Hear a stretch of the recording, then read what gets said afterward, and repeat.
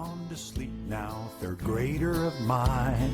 The test is tomorrow, but you'll do just fine. It's reading and math, forget all the rest. You don't need to know what is not on the test.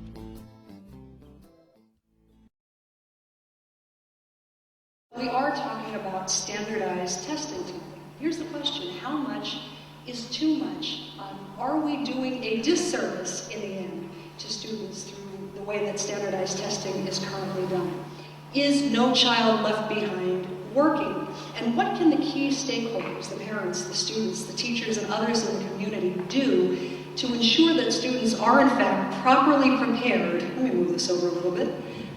That students are properly prepared to enter the college world or the working world when they are finished with their schooling. So that's what we're going to be talking about this evening. And it is important to mention that you will be hearing from a variety of people, from a variety of backgrounds and types of expertise.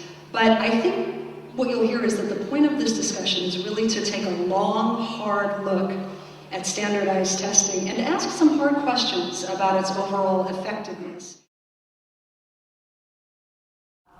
As PTA president for the state of Pennsylvania, I received many, many phone calls throughout the school year from parents regarding high-stakes testing. One that really sticks out in my mind was of a student of a parent, a child of a parent, who was so wrought with anxiety and stress and frustration that the school actually provided a crying room for those students who couldn't handle taking the stress of the PSSA. One of my favorite expressions or sayings about public education is that education is not about filling a pail, it's about lighting a fire. And to me, there's very little that leads us away from lighting a fire and towards filling a pail more than making testing the be-all and end-all of measuring academic achievement. When a test gets to that point, then we all need to really stop and think about what we're doing.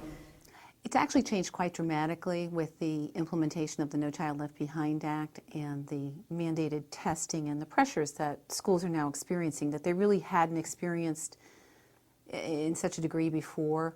I have concerns about the kids, but I have concerns about our new teachers that are coming into the profession, and they think that this emphasis on testing is what education is all about. I think they need to look at what impact it's actually having on students. Students are human beings, and I think the amount of pressure being placed on the students and the staff, I think, is just getting to the point where it's out of balance. Standardized testing is certainly something that, and authentic assessment is something that we support as educators, but the emphasis on the high-stakes test, the one-size-fits-all testing, the snapshot of 1 or 2 days that are going to dictate that a school is a failing school or a child is not doing well in school just puts unreasonable demands and pressures on our kids, on our teachers, on our districts, and it's not what education should be about. We want to show that the kid is more than just a score, whether they're basic, proficient, or advanced. They need to see the whole picture about who they are, what their interests are, what they're good at, what they're bad at, and those things cannot be measured based on a percentage. You have to really look at the whole individual. The biggest change that's happened, and it's really been a negative change, is that we're spending an enormous amount of time teaching the test. Literally sitting down and opening a book and learning how to fill out a bubble. All that time that we're spending on that, we're not spending on teaching kids how to learn or to love learning.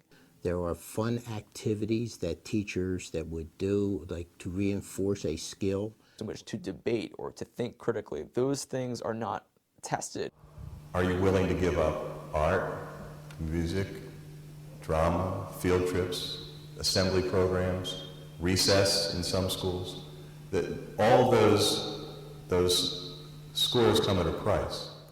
Those things have been taken away because we have now so much time that's dedicated strictly to reading and math at the elementary level. Left behind, with rules but no funding, they're caught in a bind. So music and art and the things you love best are not in your school 'cause they're not on the test.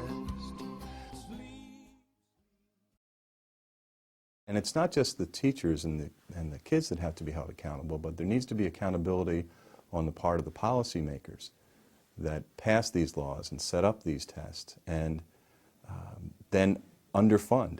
I mean, we've just had the costing out study done in Pennsylvania where, by its own admission, the legislature is telling us that they spend about $4.5 billion, that's billion with a B, $4.5 billion less than should be spent in Pennsylvania to meet the standards that the state has set.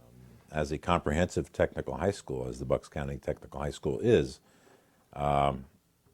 we deliver the academic education as well as the technical education all under one roof. A career and technical student only has half the time of instruction that a non-career and technical student has on the academic side of the house. So our students are being tested on the same material that every other student in Pennsylvania high schools are being tested on. However, they only have half the time, because the other half the time they're immersed in their technical subject.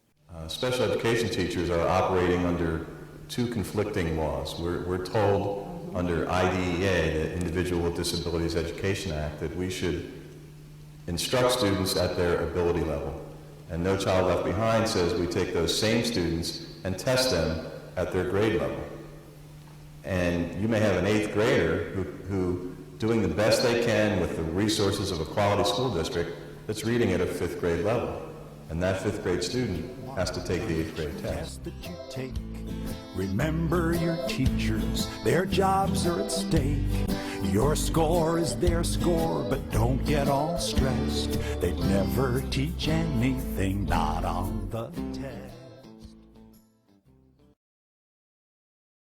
My kids, will do excellent on the QPAs, and they will sometimes struggle on my assessments because it really forced them to really know if they understand the content. Well, a child is more than a test score. Any teacher that's spent any time in a classroom knows that a single test or even a series of tests will tell you a little bit about a child, but spend some time in the schools, see what we do. Look at the wide range of students that we work with, the different abilities and sensibilities and intelligences that they bring to the school. There's no way that you can measure the great things that go on in the school or the great things about children based on a single test. Please don't penalize schools for not meeting progress. Help them.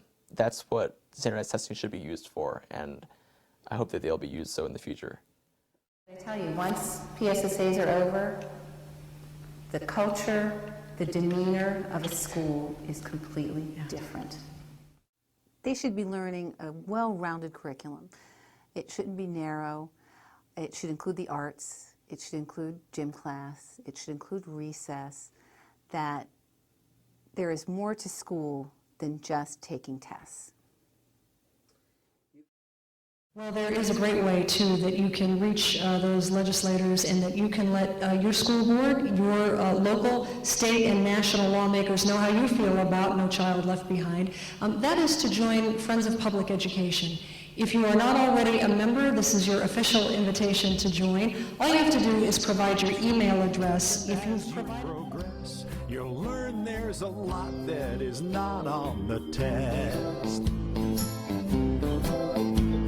Debate is a skill that is useful to know, unless you're in Congress or talk radio. Where shouting and spouting and spewing are blessed, 'cause rational discourse was not on the test. Thinking's important, it's good to know how, and someday you'll learn to, but some days not now. Go on to sleep now, you need your rest. Don't think about thinking, it's not on the test.